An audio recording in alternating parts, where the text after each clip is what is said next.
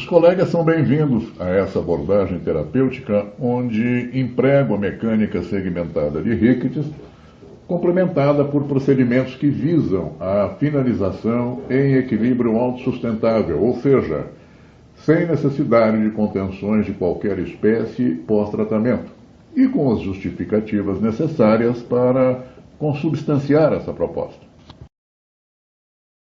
O presente caso clínico de minha casuística de alguns anos atrás, quando ainda não costumava empregar bractes programados, teve sua condução segundo o protocolo convencional da técnica. Todavia, o destaque e justificativa para essa postagem refere-se aos meios empregados na sua finalização, segundo o modelo compatível às leis do equilíbrio cruzado do sistema estomatognático, cuja obediência resulta em um pós-tratamento autossustentável. Para analisar esse enfoque, apresento-lhes o caso após 14 anos sem qualquer contenção. Esta moça, que à época tinha 22 anos, é um caso emblemático de alterações na estrutura do sistema, consequente de alterações nas matrizes funcionais periostais e capsulares, e seus reflexos nas unidades micro e macroesqueléticas correspondentes. Em outras palavras, apresenta uma má oclusão que representa uma displasia ou deformidade óssea causada por uma alteração no padrão de crescimento e sem compensações. Nesse aspecto, os dentes assumem uma posição adaptativa dentro desse sistema neuro-ósteo-músculo-articular alterado, do qual faz parte. As insuficiências funcionais, particularizando a mastigação, que representa o objeto primordial desse sistema, são notórias, evidenciando bloqueio de excursões lateroprotrusivas da mandíbula expressas por sobremordida extensa, limitando-a a movimentos de charneira ou temporais, não fisiológicos, naturalmente. Os modelos apresentados evidenciam as discrepâncias de bases ósseas por si só, limitando a execução de funções do sistema por insuficiência estrutural.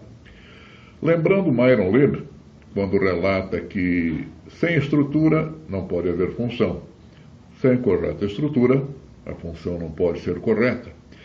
E função incorreta afeta não apenas uma correta estrutura, mas também afeta seriamente o desenvolvimento dessas estruturas.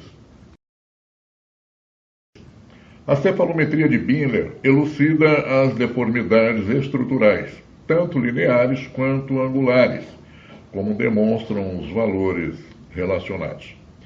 E onde identificamos uma síndrome de displasia microrrínica, com rotações específicas nos fatores 4, o plano palatino, 7, base de crânio, e 8, flexão mandibular, e apresentando uma sobremordida e sobressalência de grandes proporções e biprotrusões resultantes de proalveolias compensatórias.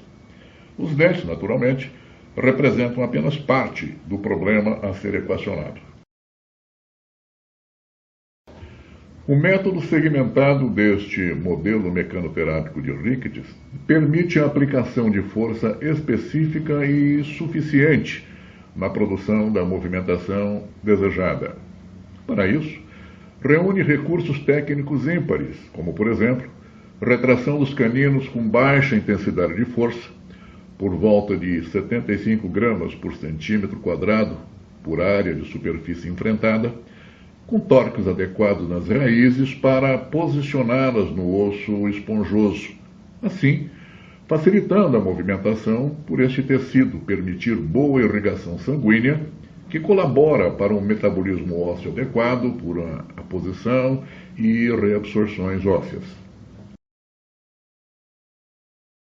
Este protocolo segmentado para retrações em massa anteriores prioriza iniciar pelo canino, no qual molas específicas e articuladas são empregadas para o tracionamento controlado com forças leves, independente do setor anterior, abordado em uma segunda etapa, onde diversos desenhos de arcos base são propostos, de acordo com o necessário, onde o fenômeno da fricção estática ou cinética entre fio e canaleta de braques não estão presentes, facilitando sobremaneira o domínio de sequelas sempre presentes, como nos ensina a terceira lei de Newton. Este modelo de arco base de retração é apenas um dentre vários outros propostos, sempre desenhados para atender estrategicamente a situações específicas, como grandes sobressaliências, convivendo com mordidas abertas ou sobre mordidas profundas, com domínio pleno sobre a condução de suas inclinações axiais, permitidas por ativações intrabucais. Cada situação exige uma abordagem estrategicamente apropriada, estudada, controlada, prevista, ou, em outras palavras, pensadas. Nada é aleatório. As fotos indicam o início da segunda etapa deste protocolo segmentado, após a estabilização do canino no setor posterior, que serve como ancoragem para a retração do setor anterior. Como este caso apresentava uma sobressaliência e sobremordida avantajados, um arco de retração com bom domínio sobre o controle de torque foi o escolhido. Naquela época, não empregava bractes pré-ajustados, e após a normalização antero-posterior dos segmentos, a finalização desta etapa mecânico-terápica, o fio Eugilói da série azul da Rock Mountain exigia dobras de primeira, segunda e terceira ordens, como mostram as fotos. O processo de finalização desta etapa mecanoterápica inicial, com as manobras convencionais, onde alinhamento, nivelamento e intercuspidação são executadas. Não, o tratamento não está terminado. Está apenas começando com os procedimentos para uma finalização que respeite as leis de equilíbrio que permitirão resultados estáveis, sem contenções. Uma vez concluída a etapa ortodôntica, que compreendeu o alinhamento, nivelamento e intercuspidação dentária em relação classe 1 de Engel, passamos à análise de forma dos resultados alcançados, através do método sintomatológico gnatostático Planas, seguido pela análise de função no articulador semi-ajustável Dentatus ARL, onde é permitido inspecionar os contatos dentários nos movimentos excêntricos e, a partir daí, planejar os ajustes oclusais necessários, através de desgastes seletivos, onde se fizer oportuno para cumprir as leis de equilíbrio oclusal, que levam em conta o sinergismo entre a forma e situação do plano oclusal, as trajetórias condilares, trajetória dos incisivos, alturas cuspídeas, curvas de espio-decolagem e os ângulos funcionais mastigatório-planas semelhantes para a necessária bilateralidade mastigatória eficiente e funcional. Para início da análise de forma, emprego o arco facial Planas para transferir os modelos segundo parâmetros craniométricos definidos, assinalando os pontos ófreum, subnasal, gnátio e tragos igôneos bilaterais, que são transferidos para o gnatostato, um dispositivo que serve como fonte de inúmeras informações, úteis para quem estuda a forma e dela inferir os agentes funcionais que a definiram, ou seja, análise e comprovação de causa-efeito. Os modelos no arco funcional são transferidos para o gnatostato, que possui cursores que os acolhem e onde são posicionados segundo parâmetros craniométricos definidos, e onde diversas leituras podem ser feitas, entre outras, as dimensões verticais de oclusão direita e esquerda, posicionamento do plano oclusal em relação a Camper e por aí afora. Esta ficha gnatostática permite análise do perfil do paciente e sua posterior alteração, se houver, ao final do tratamento, por superposição de traçados na mesma ficha.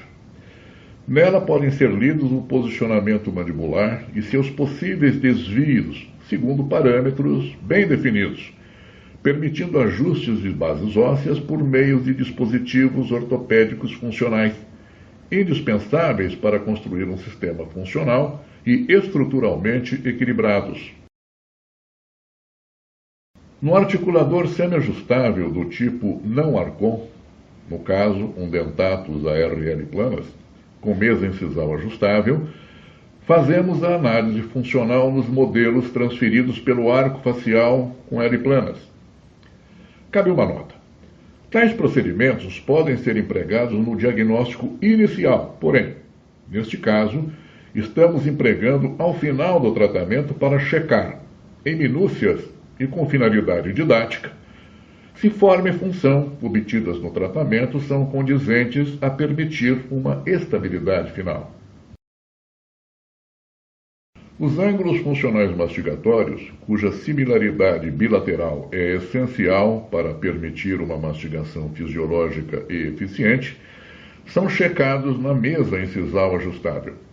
Qualquer desvio é prontamente evidenciado, como neste caso, em que o AFMP, ou ângulos funcionais mastigatórios planos, indicado, é menor do lado direito, tornando o sistema desequilibrado e instável.